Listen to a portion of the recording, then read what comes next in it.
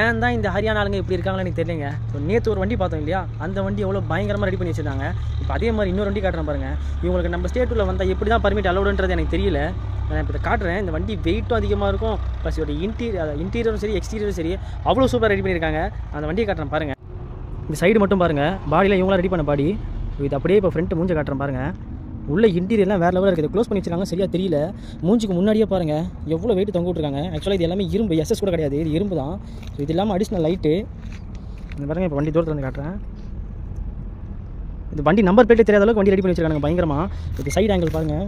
So ஆக்சுவலாக இது இப்படி பாருங்கள், இது பாருங்கள் வெறித்தனமாக இருக்குது வண்டி நல்லா ஜெய்ஜாண்டிக்காக இருக்குது. ஸோ நான் ஏன் இதை சொல்கிறேன்னா, நம்ம ஸ்டேட்டில் இந்த வண்டிக்கெலாம் அப்ரூவலே கிடையாது. ஸோ இந்த வண்டியை சைடு வரைக்கும் பாருங்கள், ஃப்ரண்ட்லேருந்து நம்ம ஸ்டேட்டில் அப்ரூவல் கிடையாது. மீன்ஸ் இந்த மாதிரி எக்ஸ்ட்ரா லைட்டு எக்ஸ்ட்ரா மெட்டீரியல்லாம் வச்சு வண்டி கொண்டு வரக்கூடாது இல்லையா, அதாவது எக்ஸ்ட்ரா லைட்டோ ஃப்ரண்ட் பம்பரோ அந்த மாதிரி வச்சு கொண்டு வரக்கூடாது. இந்த வண்டி பார்க்கவே வெறித்தனமாக இருக்குது. ஸோ இதோட உங்களுக்கு இந்த வண்டி பார்க்கும்போது என்ன தோணுறது மறக்காமல் கமெண்ட் பண்ணுங்கள்.